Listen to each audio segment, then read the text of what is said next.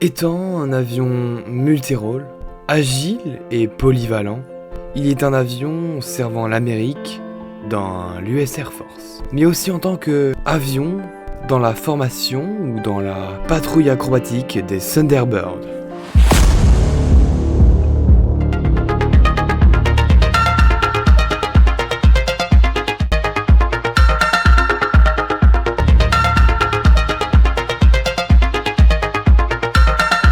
En effet, aujourd'hui parlons du F-16, cet incroyable avion de l'Amérique, des États-Unis, construit par General Dynamics, aujourd'hui étant Lockheed Martin. Il est un avion multirôle capable de réaliser de multiples tâches, de multiples rôles, de multiples types de missions, comme l'interception, l'attaque, la reconnaissance, la défense, l'entraînement, la démonstration aérienne, etc., etc.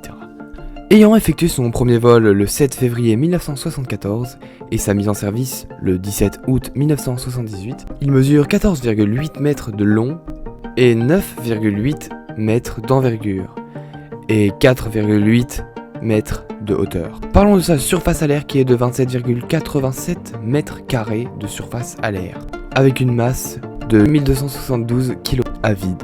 Il est un avion produit en environ 4500 exemplaires, variant de monoplace à biplace pour certains avions. Étant plus petit que le Rafale, il a pourtant des performances qui parfois sont plus importantes que le Rafale. Avec des Gmax à plus de 9 G et plus d'une vingtaine de pays où l'avion est en service, où l'avion est acheté, plus d'une vingtaine de pays acheteurs de cet avion.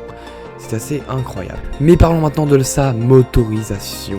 Il comporte un seul moteur, comme nous pouvons le voir avec sa seule sortie moteur, étant le moteur Pratt & Whitney F10 RW229, qui équipe aussi le F15 Eagle d'ailleurs. Ce moteur a une poussée de environ 79 kN sans post-combustion, mais il peut aller jusqu'à 130 kN de poussée avec sa post-combustion. Avec tout cela, ses performances sont de environ 2173 km/h de vitesse max, soit environ égal à Mach 2, il peut dépasser en tout cas Mach 2. Et donc avec post-combustion, il peut environ aller, on va dire, jusqu'à 2410 km/h.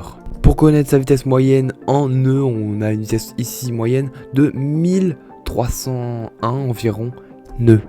Et un plafond avec ça qui s'ajoute de 15 200 mètres, soit environ 49 869 pieds.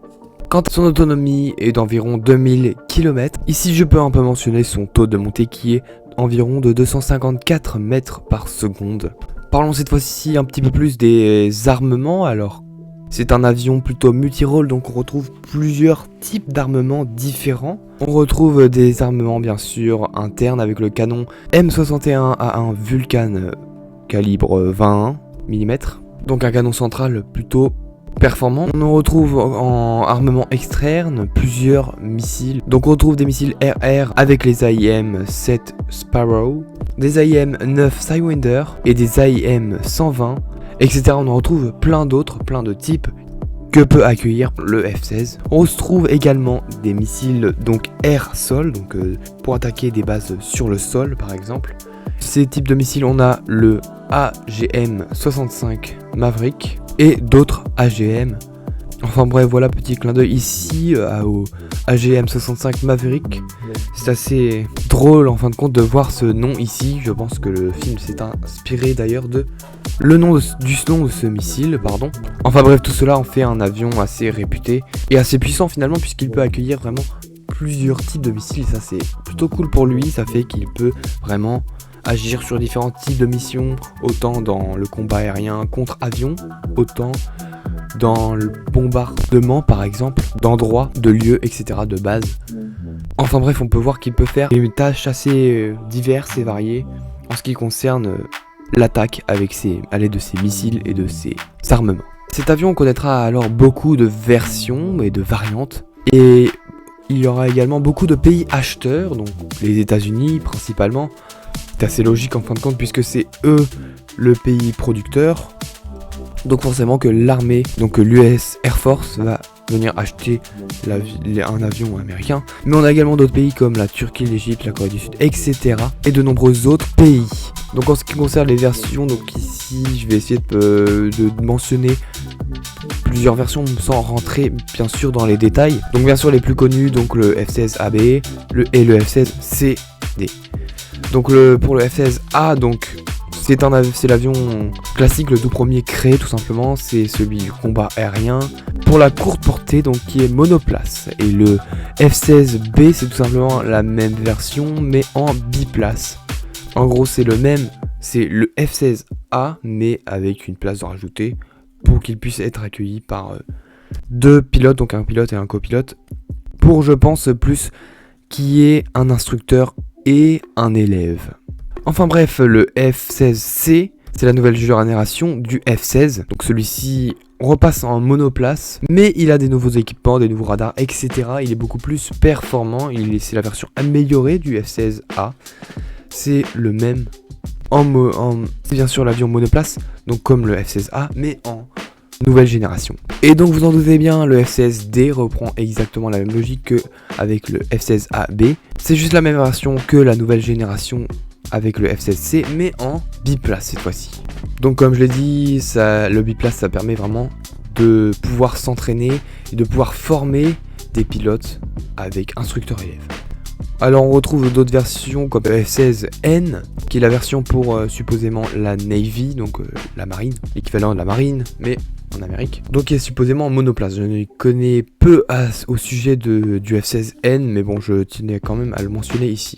D'autres versions ont été utilisées, notamment ceux pour l'Israël et d'autres versions spécialisées pour un pays, comme on l'a retrouvé avec l'Alpha Jet, je crois. Mais enfin bref, on n'y parlera pas beaucoup plus là-dessus. On ne dira pas plus sur les autres versions que voilà, on pourrait dire ici. On peut bien sûr mentionner ici que la formation des Thunderbirds utilisera bien sûr les versions donc F-16AB dans un premier temps, donc de 1983 jusqu'à 91. Puis dans un second temps, ils utiliseront les F-16C et D, donc de 91 jusqu'à aujourd'hui. Bien sûr, aujourd'hui encore, les F-16 sont utilisés et ils sont tout simplement incroyables. Moi, je les adore.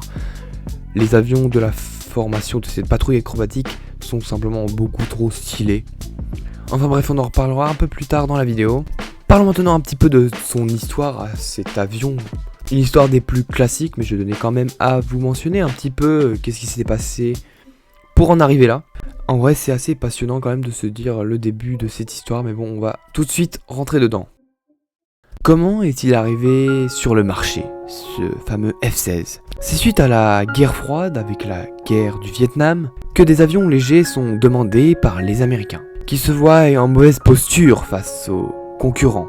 Alors, ils vont alors lancer un programme visant à rétablir cela, visant à la recherche de nouveaux avions plus légers, car tous les avions de l'époque en Amérique sont des avions plutôt lourds. C'est alors que le programme Lightweight Fight, en français avion léger, est lancé. Avec ses deux concurrents, donc on a le YF-16, donc le prototype version General Dynamics du F-16, et le YF-17, donc le prototype de Northrop du futur F-16. Donc c'est ainsi qu'ils vont entrer en compétition pour créer ce fameux chasseur, plus petit, plus performant, plus rapide et surtout moins lourd, plus léger donc. C'est ainsi que le YF-16 effectuera son premier vol inaugural en 1974, pendant que le YF-17 effectuera donc ses essais un peu plus tard. Et donc on retrouvera suite à cela une victoire du YF-16 qui deviendra donc le constructeur du F-16. Donc on voit ces deux concurrents, hein. Alors le YF-17 assez spécial quand même comme avion, comme prototype d'avion. Je n'avais jamais vu trop ce design d'avion. Enfin bref, comme je vous l'ai dit, donc comme on le sait également aujourd'hui, c'est le YF-16 donc qui construira le F-16, le vrai F-16 que l'on connaît aujourd'hui. Donc c'est General Dynamics qui est aujourd'hui Lockheed Martin. Et donc ils vont construire ce magnifique avion, et c'est comme ça qu'est né donc ce fameux F-16. Donc il est né d'un manque d'avions légers dans l'armée américaine. Donc il a vraiment été créé pour ça. Mais il y a quand même d'autres pays qui sont venus l'acheter parce que c'est un très bon avion, quand même, mine de rien. Enfin bref, parlons un petit peu plus cette fois-ci du rôle du F-16 dans la patrouille des acrobatiques des Thunderbirds. Les F-16 ont été présents dans une des patrouilles acrobatiques des États-Unis, les Thunderbirds, créées en 1953.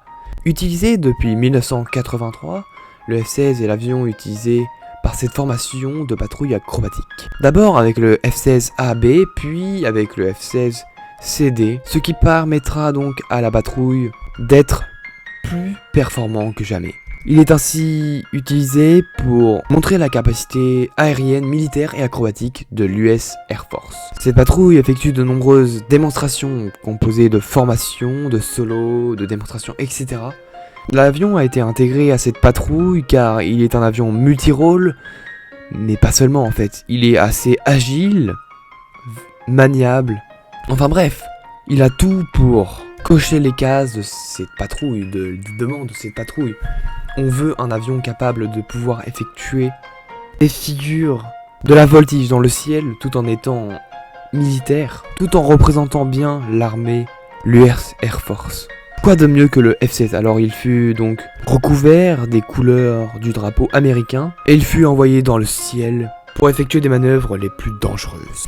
Alors en ce qui concerne donc le plus de renseignements sur les Thunderbirds, parce que c'est vraiment une formation que j'adore. Je sais qu'il existe des documentaires à son sujet et franchement je vous conseille vraiment de les regarder puisqu'ils sont vraiment très très intéressants. Ils parlent vraiment de cette formation, ils interviewent un peu les pilotes et ils montrent vraiment ce qu'ils font et l'ampleur du danger et des attentes de cette formation des patrouilles acrobatiques. En fait, ça montre vraiment à quel point c'est pas si simple que l'on pourrait penser et que c'est particulièrement dur. Enfin bref, le F-16 fait vraiment un avion qui est parfaitement à sa place dans son rôle dans cette patrouille acrobatique. Je trouve qu'il a plus l'allure d'un avion de patrouille acrobatique que le FA-18 par exemple, avec sa formation de Blue je sais plus quoi, la fameuse patrouille qui est quand même une grande patrouille acrobatique, mais que je trouve que le FA-18 rentre beaucoup moins dans les codes d'un avion acrobatique. Enfin bref. En conclusion, le F-16 est un avion multirôle extrêmement performant, à la fois léger, agile et maniable. Il a été une révolution pour l'aviation, pour l'histoire de l'aviation. Il a contribué à un remplacement des anciens avions lourds de l'US Air Force. Aujourd'hui encore, il est un avion particulièrement performant et il le restera pendant un petit moment, jusqu'au prochain avion qui viendra le remplacer dans la patrouille acrobatique par exemple des Thunderbirds, mais également dans l'US Air Force. Enfin bref, merci à tous d'avoir suivi cette vidéo et moi je vous dis à la prochaine fois pour une prochaine vidéo et moi je vous dis à la prochaine. Allez, à plus.